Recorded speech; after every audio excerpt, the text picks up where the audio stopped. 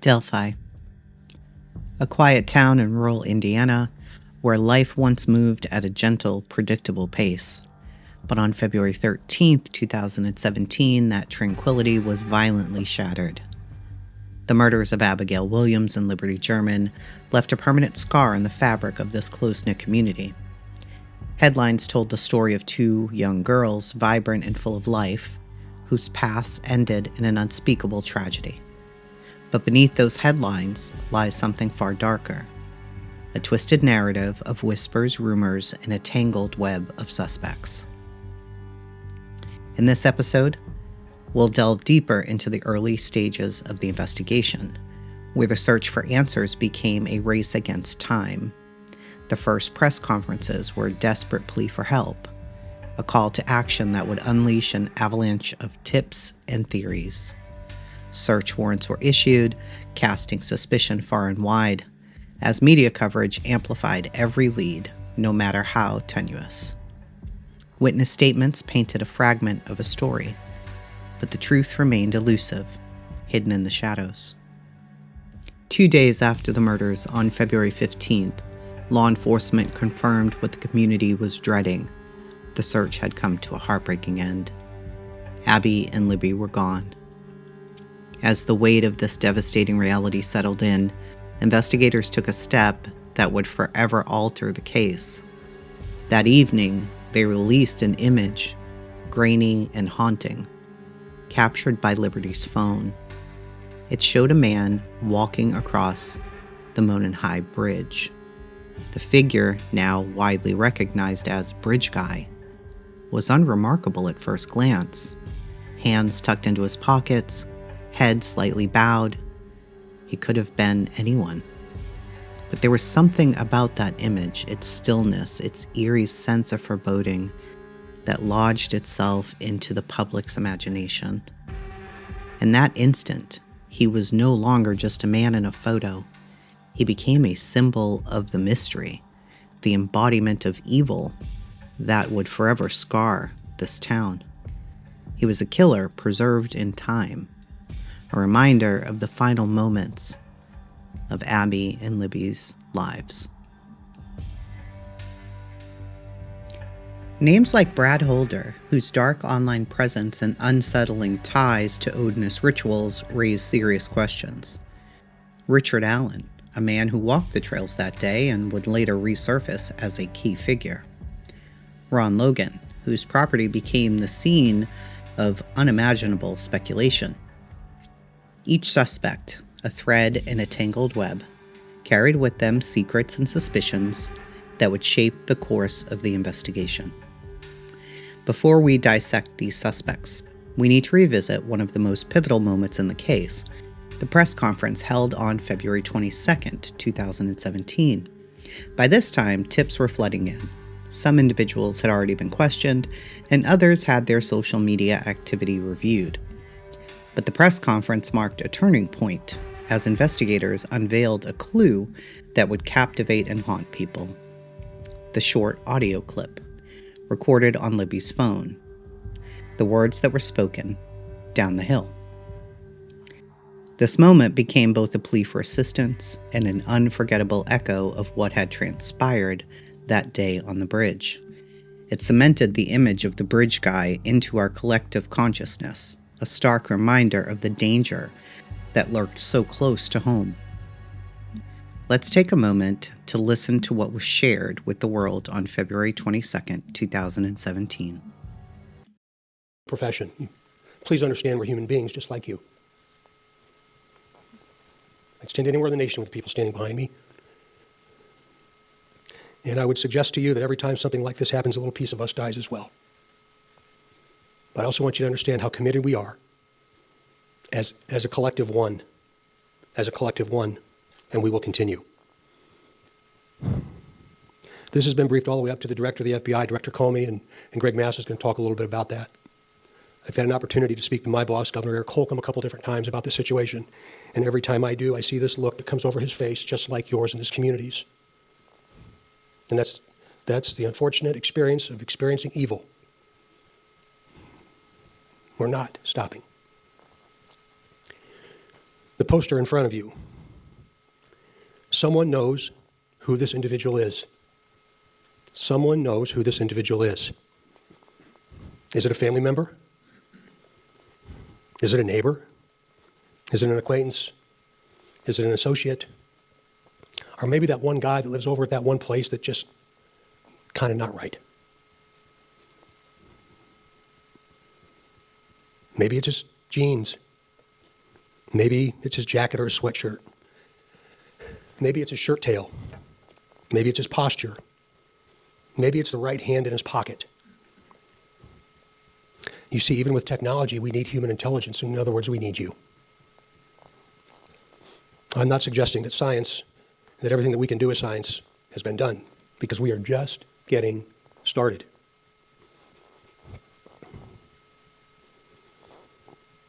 Abby and Libby deserve us. They deserve every single one of us, and not just the people standing up here on the stage that have given so much of their lives to not just this, but to this profession, but each and every one of you. Each and every person listening, watching, or seeing this in some form, we need you. Libby and Abby need you. Please do not rationalize tips away. Rationalize what you think that might not be important away. By thinking he would never do that to another human being. Or think, what I know doesn't matter. Let folks like the people that are standing behind me with such incredible passion and commitment and dedication to this profession make that determination. Tips are anonymous. Some might not want to talk about it because they don't want to get involved, because they know the individual. Again, he may be a family member, probably has family. No one will ever know. No one will ever know. There's not an agency on the planet better than helping us facilitate this than the FBI. And they're as entrenched in this as anybody. No one will know. As poor as this picture is, somebody knows. And if you're watching, we'll find you.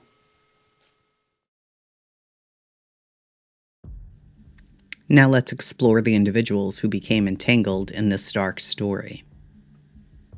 At first glance, Ron Logan might have seemed like an unlikely suspect. An elderly man living alone on a sprawling property near the Monon High Bridge, but proximity alone made him an early target.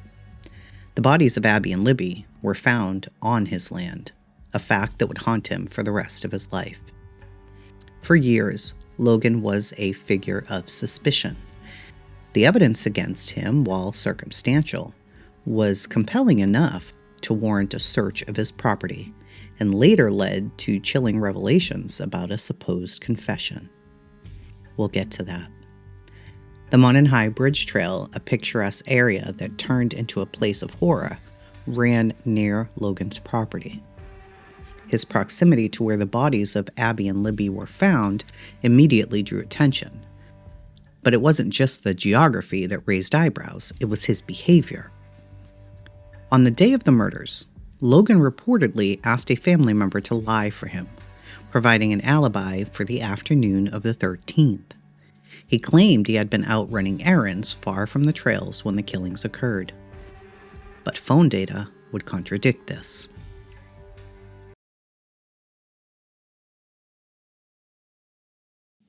Logan is a 77-year-old male. Physical build is consistent with a male suspect videoed by LG, which is Libby German, on the Monon High Bridge Trail. Logan owns farmland and cares for large animals. He appears to be in good physical condition. He has been interviewed several times. His voice is not inconsistent with the person in the video. It was also discovered that the blank of one of the victims was missing from the crime scene, while the rest of their clothing was recovered. It also appeared that the girls' bodies were moved and staged. Based on my training and experience, it is common for perpetrators of this type to take a souvenir, in some fashion to memorialize the crime scene by electronic or digital methods so that they can view them again later. Libby and Abby had no visible signs of a struggle or fight. During the processing of the crime scene, investigators located unknown fibers and identified hairs unidentified hairs which may later be used for comparison. Logan owns numerous weapons, including handguns and knives, that were observed by law enforcement during the execution of a search warrant that took place on March 6th. Logan's home was searched as a result of a probation violation. The search was limited to the discovery of firearms and included only his main residence. On February 14th, at approximately 9:20 a.m., Logan would contact his cousin, Blank. Logan asked him to tell the police that he came to Logan's home between 2 and 2:30 p.m. on the 13th to pick Logan up. Logan further told him to say that he drove Logan to an aquarium store in Lafayette. Logan told Blank to say that they returned home to Logan's home between 5 and 5:30. On February 14th, while requesting consent to search Logan's property, law enforcement advised Logan that law enforcement would not search his home unless evidence led them to Logan's house. In that meeting, Logan told law enforcement he did not think evidence would lead them, but said to that, "I don't know." A receipt from Aquarium World in Lafayette dated February 13th with a checkout time of 5:21 p.m. was found in Logan's home on March 6th during the probation violation search. Logan resides 22 miles from the store. It would take approximately 30 minutes to get to the store from his home. On March 6th, during an interview, Logan said he was picked up by Blank around 3 p.m., taken straight to the aquarium store in Lafayette. In the March 6th interview, Logan said after he was done, he was driven straight home. These statements were found to be factually false and intentionally designed to deceive LE. If there was a checkout time of 5:21, he could not have returned home by 5:30. On March 17th, Blank was interviewed by law enforcement. Blank told law enforcement he was with Logan on Monday the 13th and that he drove Logan to the aquarium store in Lafayette.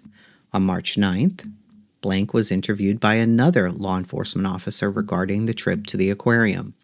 Blank would tell law enforcement he had lied when he was interviewed on the 7th at Logan's request. Blank explained that Logan had never asked him to lie for him in the past. Blank knows Logan has driven his vehicle while on probation and is prohibited from doing so. Blank also said Logan did not ask him to lie for him when Logan drove to the transfer station earlier in the day. On March 12th, Blank explained that in an interview to law enforcement, Logan called him the morning of February 14th and asked him to provide the alibi for the drive to the aquarium. This phone call was made prior to the discovery of Libyan Abbey. Based on investigators' experience, it is reasonable to believe that the creation of an alibi prior to the discovery of a crime creates culpability or knowledge of the crime. Blank said he thought the photograph of the male that was released by the media of the man on the bridge looked like Logan. Law enforcement learned that Logan had driven on the 13th to the transfer station to drop off trash. Video from the transfer station shows him driving his white Ford pickup between 11:27 and 11:32.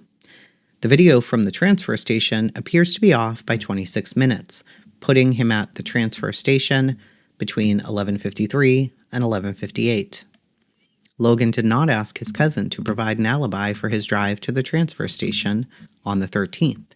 He only asked him to provide an alibi for a trip that would have occurred at the time of the apparent abduction of Libyan Abbey. On March 8th, Blank was interviewed by law enforcement. Blank met Logan 7 or 8 years ago and was in a personal relationship with him for a couple of months and would stay in his home on the weekends. She left Logan after he became physically abusive. During her interview, she explained that Logan continued to stalk and harass her after the breakup. During the relationship, Logan had dragged her out of the car by her hair. She still fears Logan. Blank has not had contact with him in approximately 2 years. She told interviewers that Logan had told her in the past he could kill her and no one would ever find her body. During her March 8th interview, Blank said she knew Logan carried a gun everywhere he went, and he would carry a gun in a fanny pack. She described it as one made out of nicer material. During her March 8th interview, she told law enforcement when she first saw the photograph of the man on the bridge, she thought the police were looking for Logan because she thought the photograph was Logan. She did not initially realize the photograph was that of the suspect. A call placed using Logan's cell phone produced cell tower data that shows his cell phone appeared to be in or around his property on the 13th at 2:09 p.m. Although his exact location cannot be confirmed, tower data shows his cell phone was in the Delphi area in the area of the Mononhai Bridge Trail. An analysis of cell phone data revealed a text message sent from his phone at 7:56 p.m. on the 13th. Initial exam of this analysis indicates his phone was likely outside the residence in the proximity of where Libby and Abby's bodies were located. Further analysis of the cell phone, he received a text at 10:16 p.m. on the 13th. This was likely outside of his residence in the same proximity of where Abby and Libby's bodies were located. He met with them on or about February 17th while they were on his property. He was physically able to get up and down the hill from his home. On the 14th, his former housemate was interviewed. The person resided with Logan from September 16th through December. They were in a sexual relationship on and off for approximately 3 years. During the interview, Blank said when she first learned that Abby and Libby were missing and found dead near Logan's home, she thought he was involved. She said in her interview that she feared him and even previously told her baby's dad if anything ever happened and she ended up dead, he did it. On March 14th, she explained in her interview that Logan had been violent with her in the past.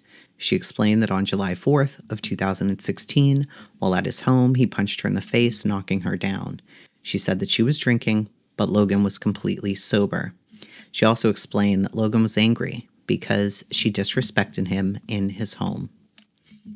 On the 13th, Libby's family began searching the area of the trail where the girls were dropped off initially, shortly after 3 p.m. Libby's family and other community members joined the search thereafter. Carroll County Sheriff's Office was notified approximately 5:30 p.m. that Libby and Abby were missing.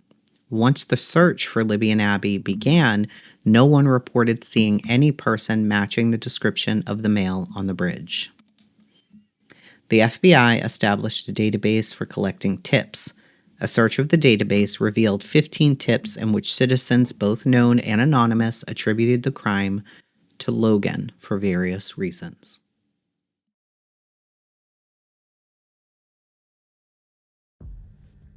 Then came the most damning claim. In June of 2017, an inmate named Ricky Davis came forward with a chilling allegation. This information has come back into the headlines in 2025. According to Davis, Logan confessed the murders to him in disturbing detail. According to Davis, Logan allegedly said he lured the girls onto his property under the pretense of showing them his animals, but then things got out of hand. He said he slit Libby's throat with a box cutter, briefly took Abby with him, and then killed her as well. He said he burned his clothes and later returned to the crime scene that night. Details that may match evidence that had not yet been released to the public. The evidence against Logan didn't stop there.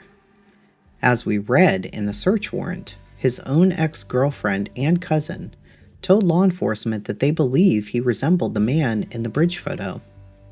When his ex-girlfriend saw the image, she thought it was Logan himself. His cousin would share the same sentiment, telling investigators the man on the bridge looked just like his cousin Ron. Despite the mounting circumstantial evidence, Logan was never charged. Instead, he was arrested on unrelated probation violations and sent to jail. It was there in 2020 that he died behind bars. So was Ron Logan a killer who got away with murder? Or was he simply a man with terrible luck and even worse timing? Did his cell phone ping in and around his house or closer to the crime scene? I don't think those are things we'll ever know. The answer remains buried in the shadows of Delphi, alongside the voices of two young girls who never got to tell their story.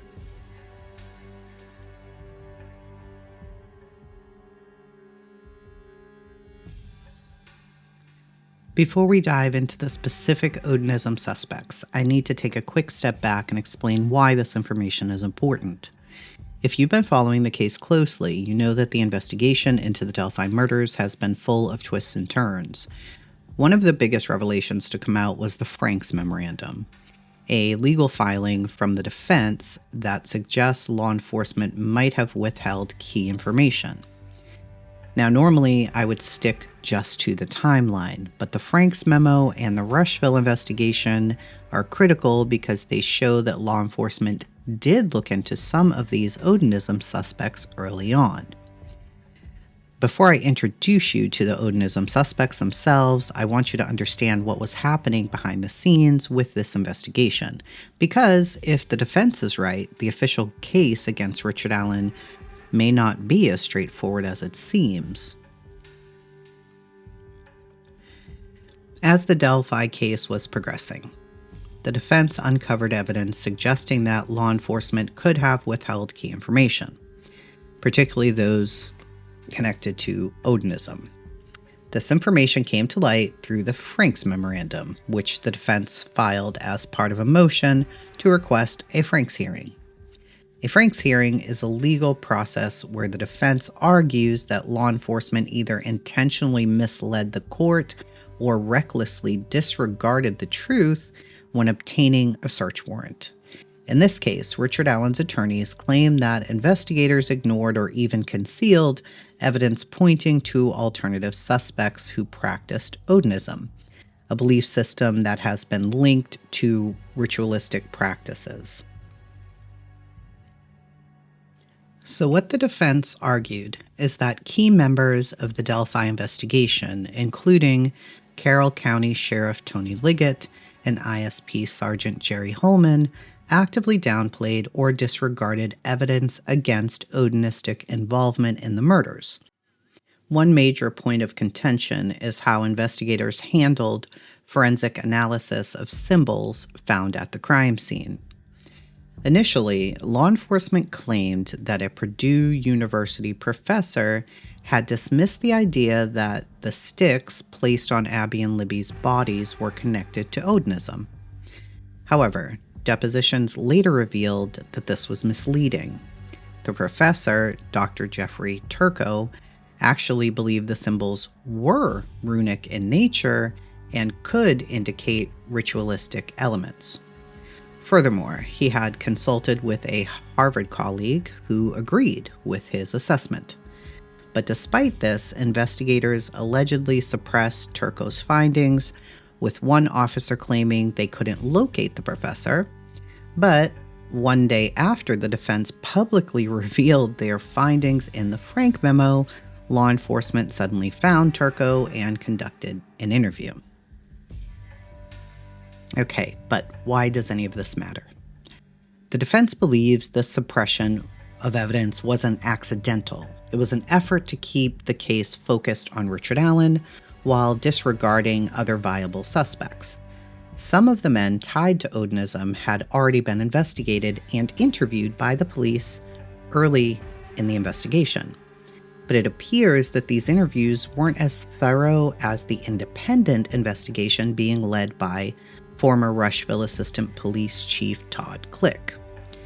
Click, along with officers Kevin Murphy and Greg Ferenczi, had been looking into possible links between an Odinist group in Rushville and Delphi since 2018.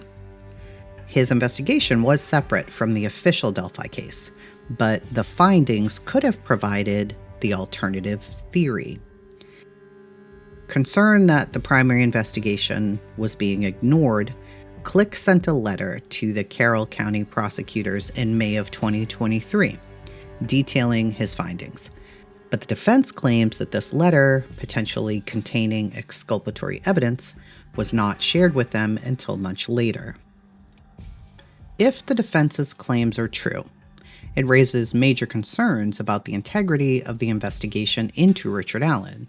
It suggests that law enforcement had evidence of alternative suspects and potentially different motive, but chose to pursue Allen instead. So now that we've gone over why this information is important, let's turn the focus to the alternative suspects themselves. Who were these men involved in Odinism? How are they connected to Delphi if they are? And why would law enforcement steer away from this specific theory? Some names in the Delphi case surface briefly, whispered through online forums and analyzed in sleuther discussions before fading into the background. But Brad Holder's name was not one of those. His connection to the victims, his online presence, and his shifting stories made him impossible to ignore. From the start, he wasn't just another tip. His son Logan had ties to Abby. It is possible the two had even dated. When authorities seized Logan's phone at Logansport High School on February 14th, his mother did give consent. That same day, Logan and his father were informed that the girls had been found deceased. On February 16th, at 7:31 p.m., Brad Holder's name appeared in an official tip. But this wasn't just any tip, it was flagging his disturbing social media activity. His posts featured unsettling images of half-dead women, eerie Gothic artwork, and human-like figures made of twisted tree branches. There were rumors that the crime scene had been staged, so these images became impossible to ignore. Investigators moved quickly, the tip was marked as a lead, and an interview was scheduled for the next day.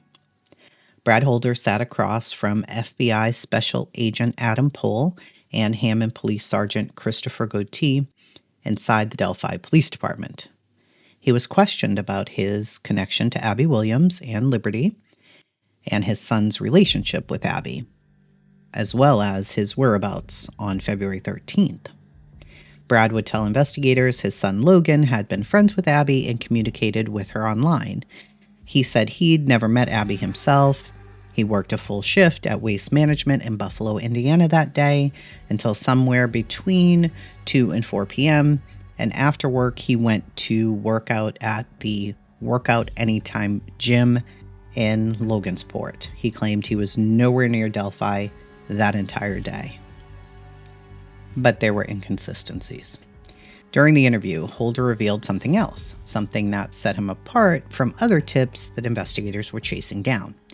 Every weekend, he did spend time in Delphi, staying with his Army friend Patrick Westfall. That detail would become even more significant later on as the investigation would continue.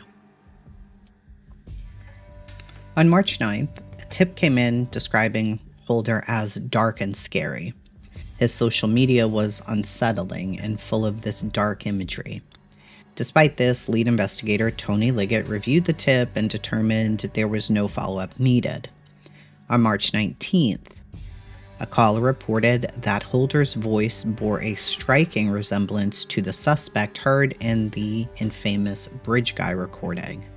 The FBI took note, but ultimately no further action was taken. On April 12th, a man in Georgia, Ryan Boucher, had been keeping tabs on Holder's online presence. What he found were photos.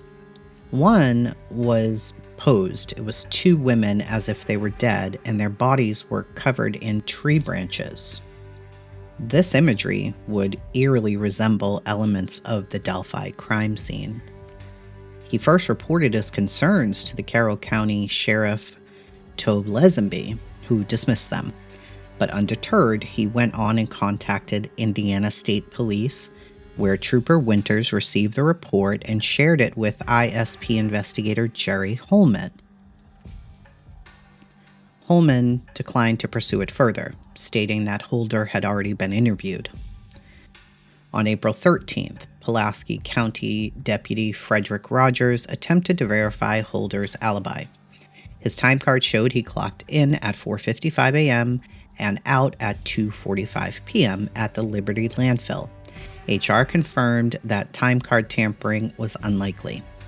And at first glance, his alibi seemed very solid, but security footage was never reviewed, and Holder's post-work activities were never verified.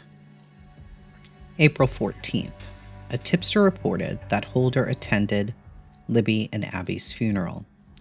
That in itself wasn't very strange, but what stood out is that Holder was wearing glasses, something he normally didn't do.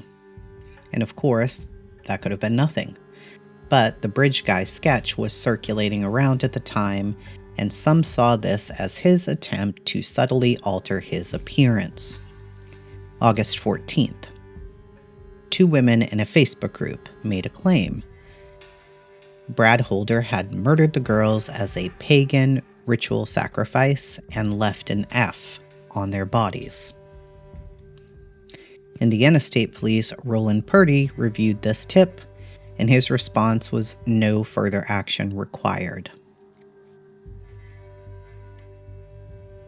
In August of 2017, Holder was questioned again, this time at the Logansport Police Department, and the focus was his ties to Odinism and his connection to Patrick Westfall. But there was no formal report, no recording, and no documentation of this interview.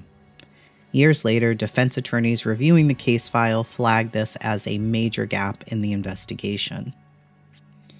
By December of 2018, Detective Greg Ferenczi was not convinced by Holder's alibi. In an email to Detective Tony Liggett, he pointed out a series of red flags. Holder had gotten rid of his old phone, changed his phone number, and sold his vehicle.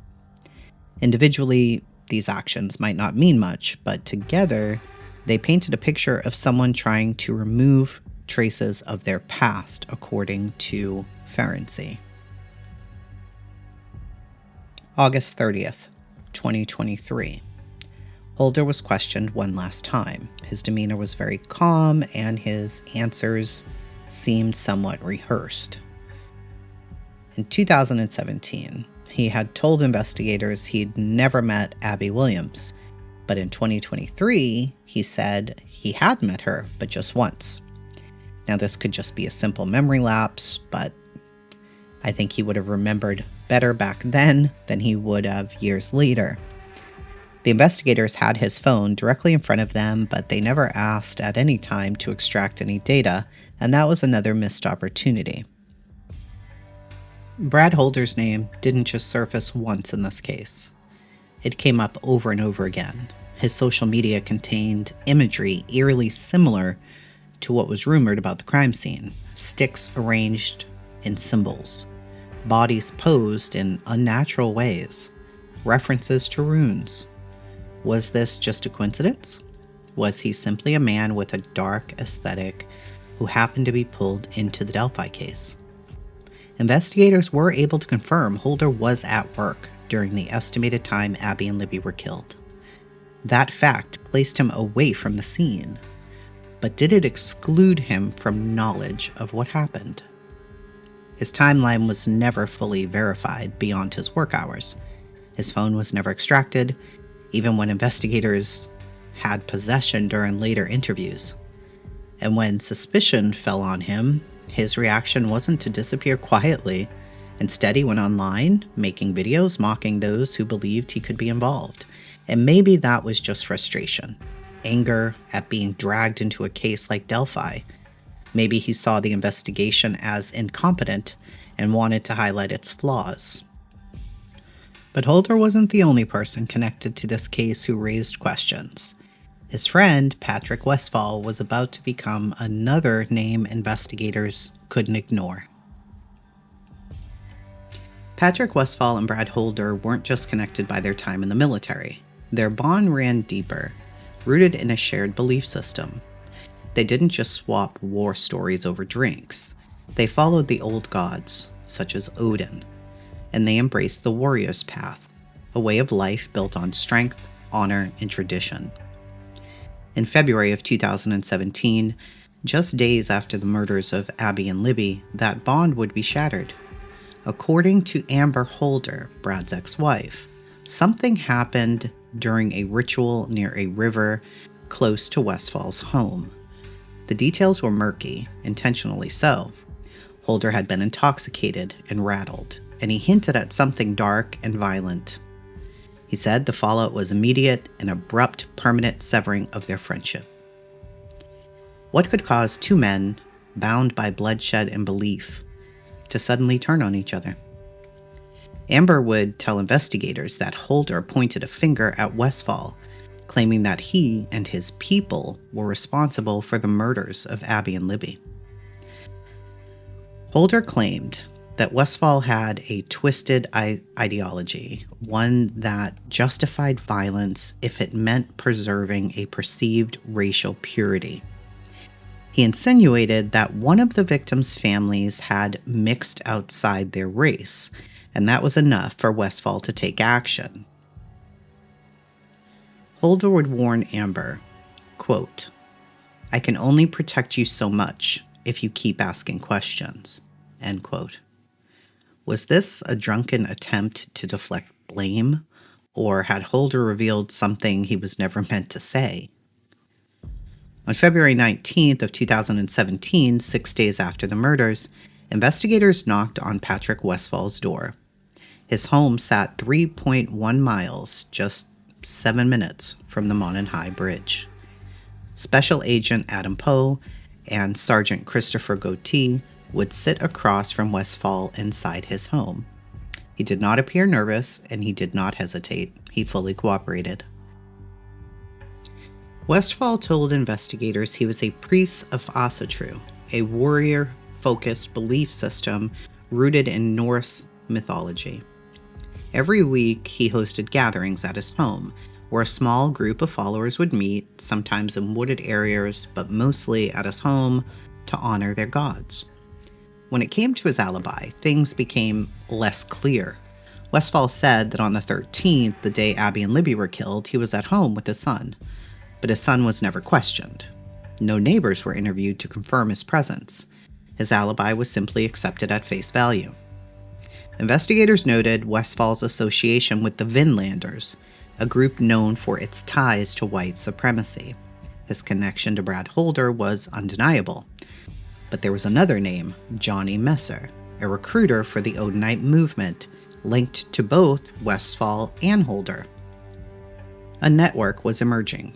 A group of men bound by ideology and circumstance, all loosely circling around the Delphi murders. Despite the religious overtones of the crime scene, runes, possible staging, symbolic positioning, investigators didn't deem it necessary to search Westfall's home. A search warrant was prepared, citing that elements of the murder have potential religious significance, and that Westfall was a known member of a religious sect, but it was never executed. A search warrant that was written but never served. In August of 2023, 6 years later, investigators circled back. Westfall was brought in for another interview, but this time something was different. He brought his phone with him. But when investigators ran a forensic analysis, they found no data prior to August 11th, 6 days before the interview. Coincidence? Did Westfall wipe his phone before stepping into the police station, or had he replaced it before investigators had the chance to dig deeper? There's really no way to tell.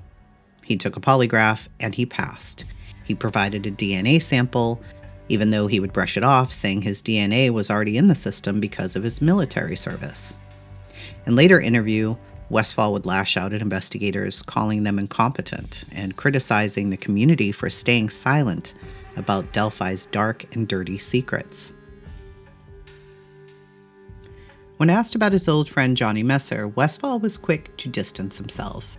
He described Messer as an extremist, someone who practiced a darker version of Asatru, centered around the worship of Loki, which is the god of deception. Yet, despite condemning Messer's belief, Westfall did admit to practicing ritualistic animal sacrifice, describing how he had beheaded a chicken as part of his worship. Now, Patrick was never charged, never arrested, and the things that keep him in the mind's eye of this story is his home, just minutes from the crime scene. His alibi was never independently verified.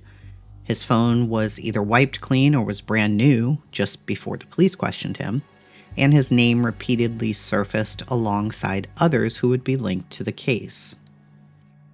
In two separate YouTube interviews, one in October of 2023 and another in June of 2024, both with Sleuth Intuition on YouTube, Patrick would break his silence. Over hours of conversation, he would address everything: his past, his beliefs, the accusations against him, and the investigation itself. Westfall's tone was defensive, at times frustrated, but unwavering. He dismissed much of what had been said about him as exaggerations, distortions, or outright fabrications. One of the key revelations from the interview was Westfall's version of his falling out with Brad Holder. Holder's ex-wife, Amber, had claimed the men had a violent confrontation during a ritual near a river, but Westfall painted a different picture. According to him, the break wasn't about a ritual at all. Instead, it was a conversation in his living room, and it was a disagreement over faith. Westfall claimed Holder had been attending Christian church services, while also practicing asatru with him, and when confronted about it, Holder chose to leave. No fight, no drama, just a decision to go their separate ways. Yet, not long after that, Holder began telling people to stay away from Westfall, even going as far as to imply he was responsible for the murders. And for Westfall, these accusations were shocking. He would say, quote, "I let that guy go in peace, and then I find out he was whispering in dark rooms about me like the walls were bugged," end quote. A controversial theory emerged in 2016 from a ceremony in Fort Wayne, which was videotaped by Brad. In the footage, you can see Westfall placing an object into a tree, something he would later explain as a coin or a crystal. While the act seemed insignificant at the time, it would later draw scrutiny in the Delphi case. Defense attorneys pointed to reports claiming that at the crime scene, the letter F was marked in blood on a tree. And if you go back a little while, remember the earlier rumor by the women that Brad had left an F on the girls. This led to speculation that Westfall's action in the 2016 video mirrored what was found at the scene, suggesting perhaps he was leaving a signature. However, it remained unclear which investigators initially identified this marking as an F or how it was linked to Westfall. Westfall scoffed at the theory, dismissing it outright. Quote, "They really throw the word evidence around pretty lightly, don't they?" End quote. To him, the idea that he would leave a signature at the crime scene was nothing more than a desperate attempt to connect dots that weren't there. One of the biggest red flags in the investigation came when Westfall was re-interviewed in August of 23. He had brought his phone with him, but when forensic examiners looked at it, all the data prior to August 11th was gone. Westfall never really offered an explanation. For investigators, this raised questions, but for Westfall, it was just an example of law enforcement grasping at straws. Quote, "They act like I erased some grand secret, like I had some kind of hidden knowledge. I was at home all day. My son was with me." What angered him the most wasn't the accusations from internet sleuths. It was how the defense team itself had portrayed him. Quote, "They painted me like some monster crouched in a corner, snarling, baring my fangs. I think they were getting ready to make me the patsy before they went after someone else." End quote. When asked who he thinks killed Abby and Libby, he didn't hesitate. Quote, "I think they are looking in the wrong place." End quote. he suggested that law enforcement should turn their focus inward, implying that someone within the system itself might be involved. He also entertained the theory that the crime was drug-related, suggesting that people had been so fixated on the idea of a middle-aged white man that they might have ignored other possibilities.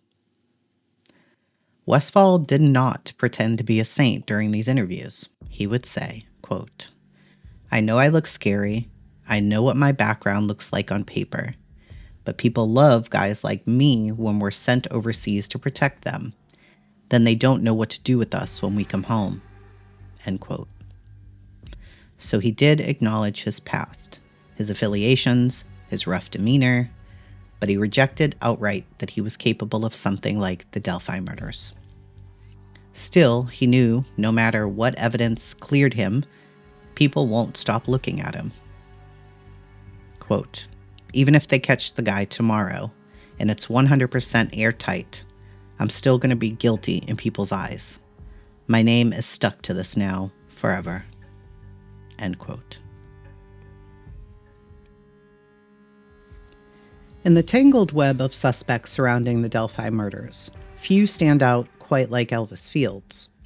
His name surfaced early in the investigation, but it was his own words that made him impossible to ignore. A bloodstained jacket, a chilling confession, and an alibi that fell apart at every turn.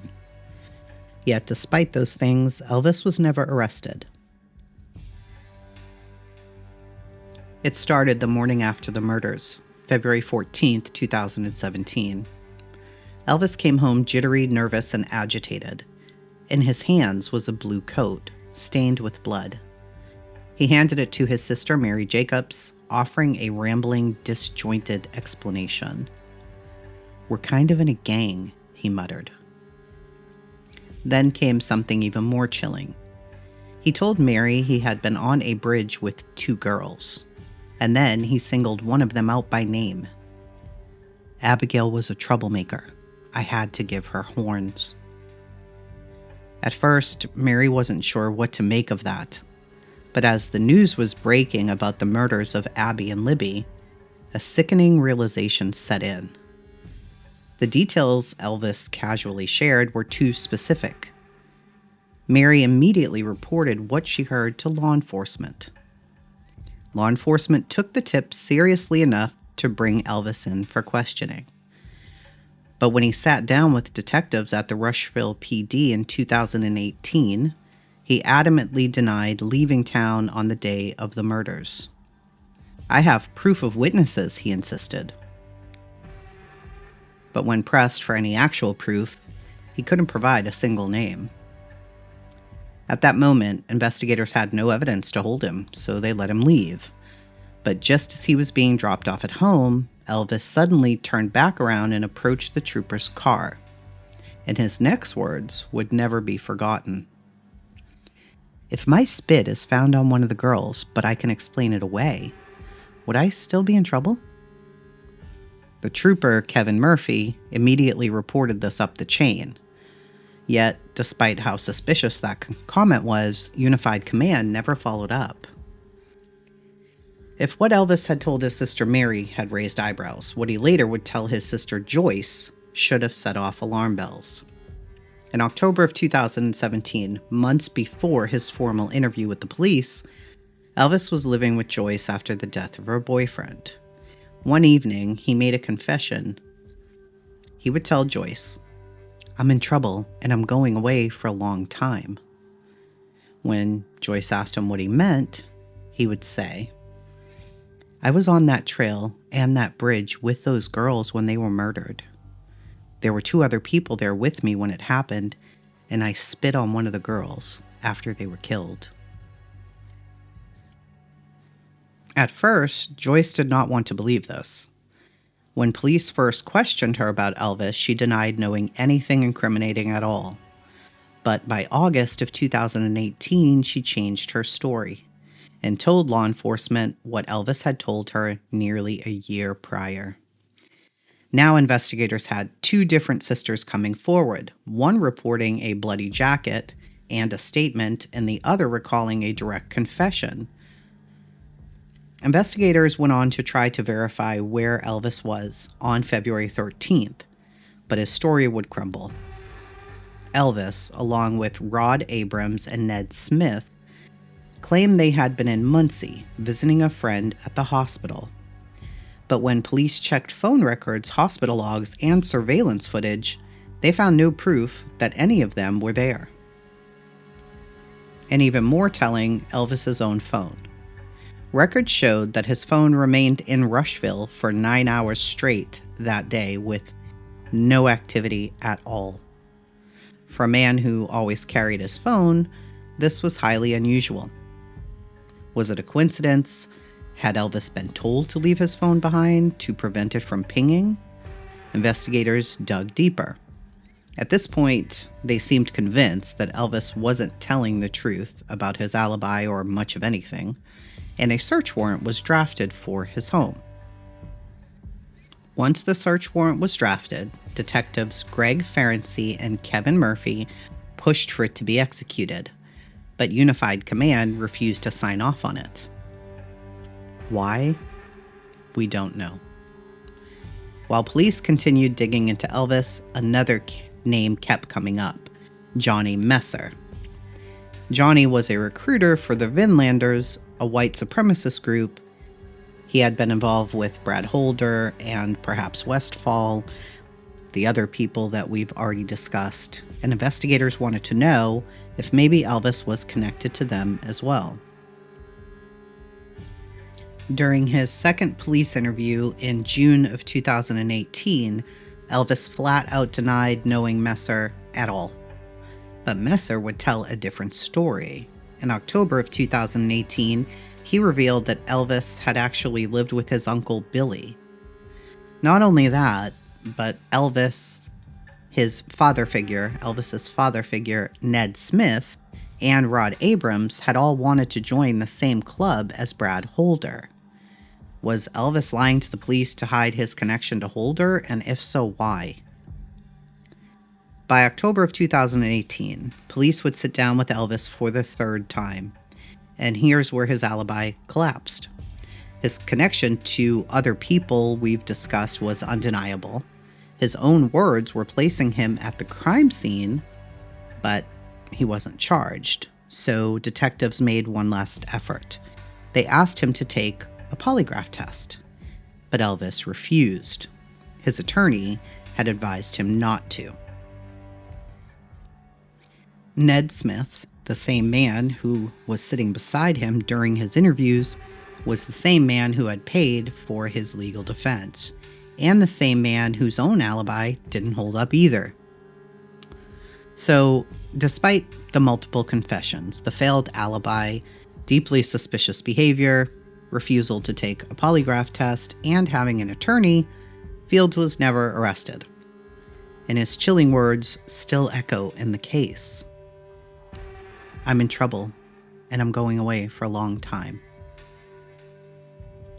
Was Elvis just a compulsive liar, feeding off the chaos and speculation surrounding Delphi? Or was he someone who knew more than he let on? His name lingers in the case, a haunting reminder of missed opportunities and unanswered questions. But Elvis wasn't the only one investigators were looking at. Another name would surface: Johnny Messer, the recruiter for the Vinlanders. He had ties to Brad, Patrick, and possibly Elvis. And just like others, his story was filled with contradictions, half-truths, and disturbing connections to the case. In the tangled web of figures surrounding the Delphi murders, another name would be mentioned often: Johnny Messer. He was a Vinlanders recruiter, a man with a violent past, and someone whose name surfaced again and again throughout the investigation. He had ties to white supremacist groups, Odinism, and criminal activity. Yet, despite multiple interviews, search warrants, and damning evidence, Johnny would never be charged. To understand his involvement, we have to go back before the Delphi murders. In 2016, Messer was working as a recruiter for the Vinlanders. the white supremacist organization with violent tendencies. His recruitment efforts were not subtle. He was actively pulling people into the group, even targeting men in his Rushville apartment complex. It wasn't just ideology, it was a network of individuals, some who would later be tied to the Delphi case and the investigation, among them Brad Holder, Patrick Westfall, and Elvis Fields. Photographs from Vinlander gatherings show Messer, Holder, and Westfall together. This wasn't a casual friendship. These men operated in the same circles, shared the same beliefs, and now were being linked to suspicions in Delphi. On the day after the Delphi murders, Johnny Messer returned a borrowed car. His girlfriend at the time, Taylor, had loaned him her vehicle to visit his Vinlander buddies. When he came back, she immediately noticed something was wrong. There was dried blood smeared down the side of her vehicle. When she demanded an explanation, he had none. The blood was so embedded into the car's exterior, she had to take it to the car wash multiple times before it would come off. This was just one day after Abby and Libby's murder. Did the blood come from an animal? A fight? To Taylor, there was one logical conclusion. When investigators later questioned her, she stated, quote, "Messer and Holder are two of the most violent people I have ever met. They're fully capable of killing those girls." End quote. She also offered a possible motive: Messer's desire for status within the Vinlanders. She suggested the murders could have been part of an initiation ritual known as blood in, blood out, where an act of violence was required to gain full acceptance into the group. That was a major red flag, but months later, investigators would secure another piece of damning evidence.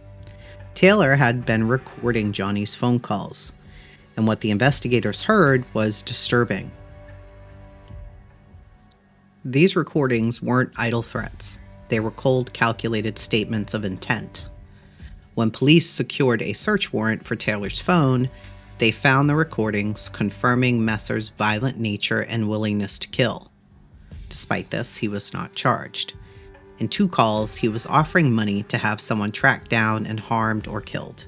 In another, he was bragging about holding a person hostage at his house and then shooting them. By October of 2018, law enforcement had enough concerns about him to bring him in for questioning. Detective Frenzy and Murphy conducted the interview. The first question was simple: "Have you ever been to Delphi?" Johnny's response was immediate and firm: "No." But that was a lie. Years later, in a 2024 deposition, he admitted that he and Brad Holder had been on the Monon High Bridge together before. The same bridge where Abby and Libby were last seen alive. The same bridge that had been known as a gathering spot for the Vinlanders and others in Messer's circle.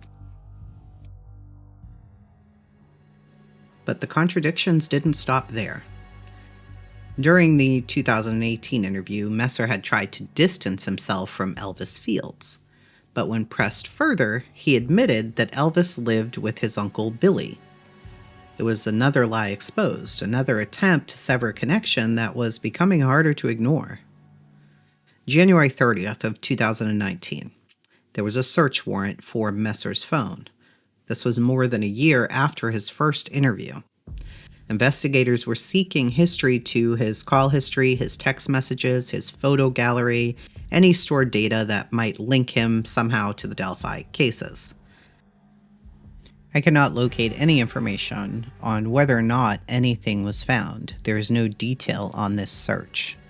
On February 7th of 2019, a second search warrant was issued for Messer's phone, and it was just a week later, but at that point, 2 years had passed. Had law enforcement simply waited too long? And again, there's no information on what that search yielded, if anything. Okay, at this point, we've spent about an hour unraveling some names and connections that never made it into trial.